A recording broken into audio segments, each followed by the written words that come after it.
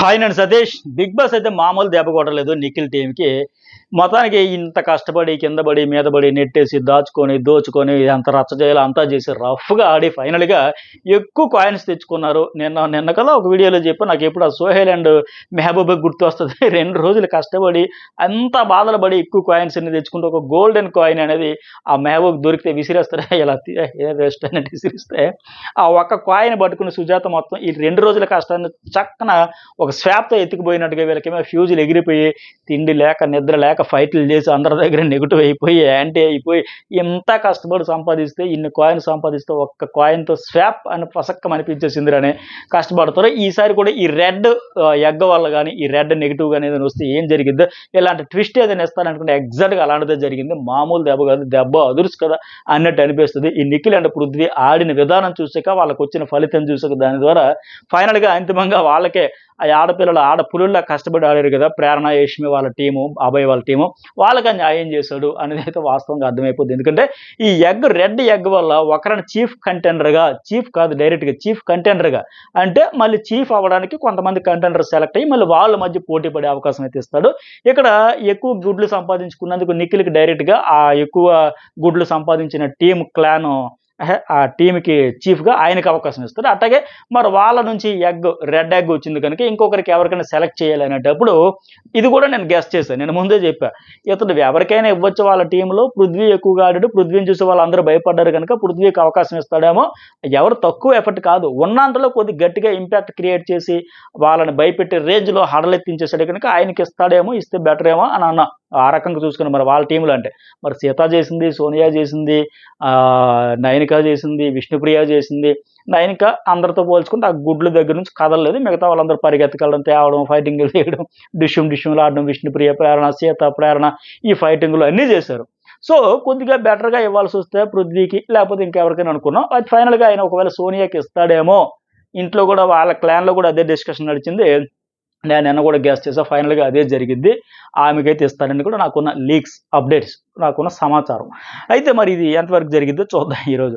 అయితే సోనియాకి అవకాశం ఇవ్వడం వల్ల నిఖిల్ వర్సెస్ సోనియా. ఇప్పుడు అంటే నిఖిల్‌కి, సోనియాకి మధ్య మంటైతే రాజేశాడు బిగ్ బాస్. ఇప్పుడు మీరిద్దరూ చీఫ్ అవ్వడానికి పోటీ పడే కంటెండర్స్.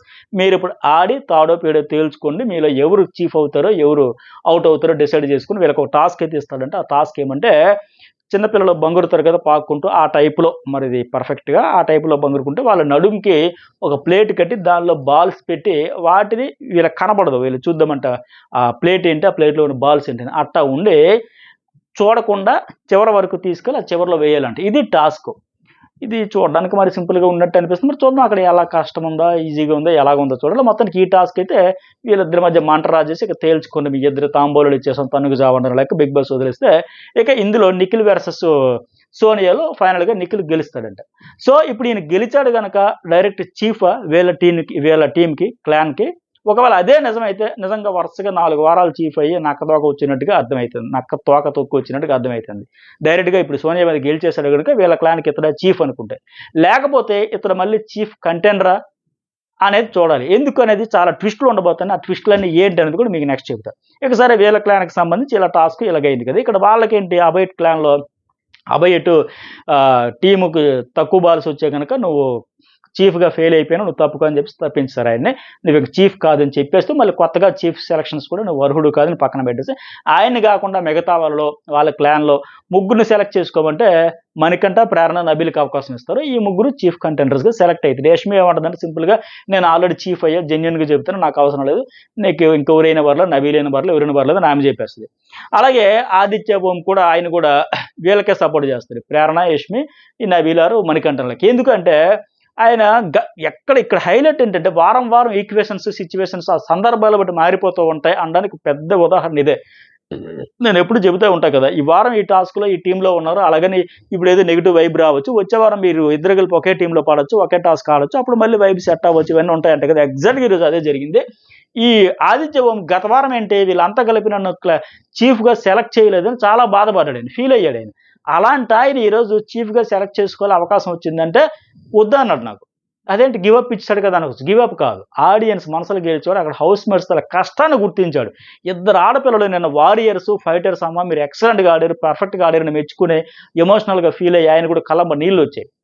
సో ఆయనేంటి ఆ యష్మి ప్రేరణ కష్టాన్ని చూశాడు గనక సో వాళ్ళకి ఇవ్వాలి ఆయన పెద్దరికన్నా మరింత పెంచుకుని ఆ రకంగా వాళ్ళకైతే సాక్రిఫైస్ చేశాడు ఒక రకంగా చెప్పాలంటే. అంటే ఇచ్చాడు ఇంకా ఆర్గ్యుమెంట్ కూడా లేకుండా మీరే చెయ్యాలమ్మా మీరే అర్హులు లేక ఆయన కూడా ఎఫెక్ట్ పెట్టాడు. సో ఫైనల్‌గా మొత్తానికి అక్కడ పంచాయతీ లేదు, ఇష్యూ లేదు, తలకాయ నొప్పులు ఏం లేదు. సింపుల్‌గా అయిపోయాయి. అభయ్ కాదు అన్నారు. నబీలు ఇంకా యష్మి తప్పుకుంటాననింది. ఆదిత్య కూడా వద్దుండు కనుక మణికంఠ, ప్రేరణ, యష్మి అర్హులే 100% డిజర్వ్. వాళ్ళ ముగ్గురు పడిన కష్టం, ప ప తగిలిన దెబ్బలు, పూసుకున్న ఆయింట్‌మెంట్లు ఇన్ని అన్ని కాదు కాబట్టి వాళ్ళు అర్హులే. సో ఇటు వీళ్ళ ముగ్గురు పోటీదారులు. ఇప్పుడు ఈ ముగ్గురికి టాస్క్ ఇచ్చి ఏదో ఒక టాస్క్ పెట్టి గెలిచాక మళ్ళీ ఇందులో ఇద్దరు కంటెండర్స్ అంటాడా? లేకపోతే ఈ ముగ్గురులోంచి ఒక చీఫ్ కంటెండర్‌గా సెలెక్ట్ చేస్తాడా చూడాలి. సో ఇప్పుడేంటి ఈ ముగ్గురిలో గెలిచిన వారికి వాళ్ళ క్లాన్‌కి చీఫ్‌ని చేస్తాడా? అంటే అభయ్ క్లాన్ ఉంది కదా 6 సభ్యులతో. వాళ్ళ క్లాన్ ఈ 6కి కలిపి ఇప్పుడు అభయ్ ప్లేస్‌లో వీళ్ళ ముగ్గురులో ఒకరి క్లాన్‌కి ఒకరిని ఆ క్లాన్ చీఫ్‌గా చేస్తాడా? లేక ఆ ముగ్గురులోంచి ఒకరిని ఇప్పుడు ప్రేరణ గాని, మణికంఠ గాని, నబీల్ గాని వాళ్ళ ముగ్గురులోంచి ఒకరిని తీసుకొచ్చి ఇక్కడ ఈ క్లాన్‌లో నిఖిల్ అండ్ సోనియా పోటీ పడితే నిఖిల్ గెలిచాడు కదా! సో ఇక్కడ గెలిచిన వారికి నిఖిల్‌కి కలిపి పోటీ పెట్టి ఫైనల్‌గా ఒక్కరే చీఫ్ అంటాడా అనేది చూడాలి. ఎందుకు అంటే ఫస్ట్ వారం ముగ్గురు చీఫ్‌లు అన్నాడు. ఓకే. ట్విస్ట్‌ల మీద ట్విస్ట్‌లు ఇస్తాడంటే ఇదే. ఫస్ట్ వారం యష్మి, నయనిక, ఆహ్, నిఖిల్ వీళ్ళ ముగ్గురు చీఫ్‌లు. తర్వాత ఏంటి ఇద్దరే చీఫ్‌లయ్యారు. ఓకే. యష్మి అండ్ నిఖిల్. ఈ పేర్లు ఇంకా కన్‌ఫ్యూజే. నాకు గుర్తే రావట్లేదు సరిగ్గా. కన్‌ఫ్యూజ్ అయిపోతున్నా. ఏమనుకోకండి. సారీ కొద్దిగా డిస్టర్బ్ అయితున్నట్టుంది. ఓకే. తర్వాత ఏంటి?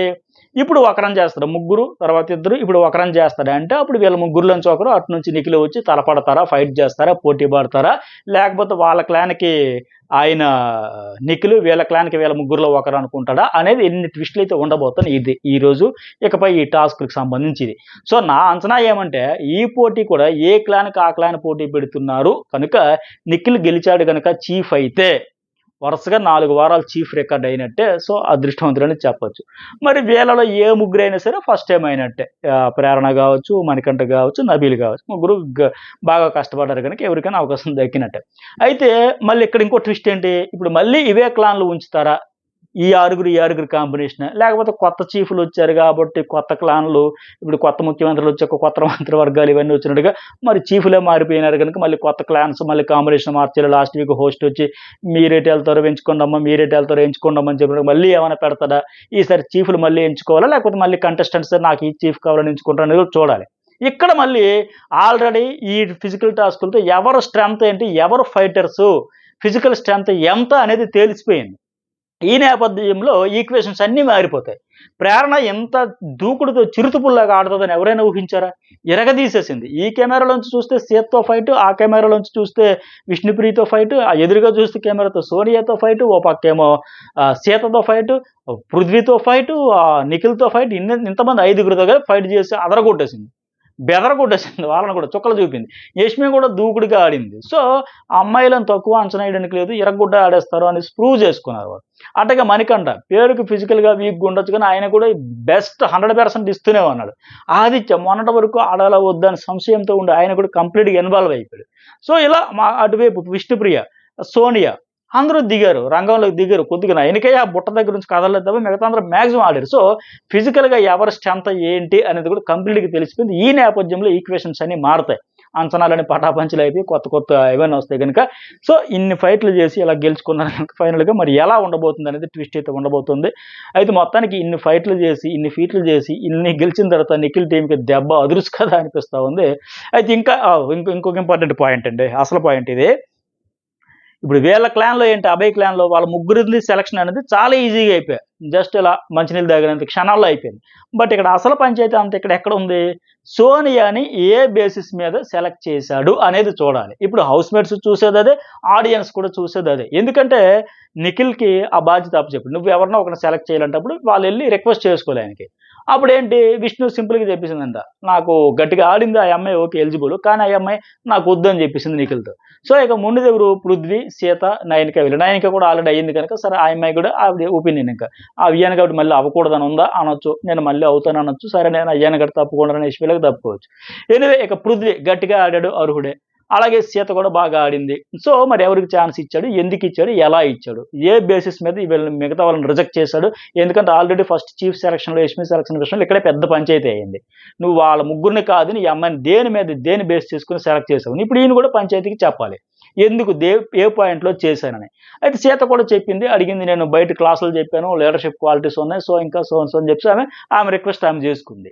అలాగే సోనియా కూడా అక్కడ కూర్చొని నేను బయట లీడర్‌షిప్ క్వాలిటీస్ ఉన్నా, నేను కూడా ఆల్రెడీ ప్రూవ్ చేసుకున్నా. సో నాకిప్పుడు చేసుకుంటాను కాబట్టి నాకు అవకాశం ఇవ్వండి. సో ఇలాంటి నేపథ్యంలో మరి మిగతా వాళ్ళని తప్పించి ఈ అమ్మాయికి ఏ బేస్ మీద ఇచ్చాడు అనేదైతే ఇంట్రెస్ట్‌గా ఉండబోతుంది. మరి ఇక్కడ గొడవలైతాయా? పంచాయతీలైతాయా? జెన్యూన్‌గా ఓకే. వ్యాలిడ్ పాయింట్స్ అని అనుకుంటారా?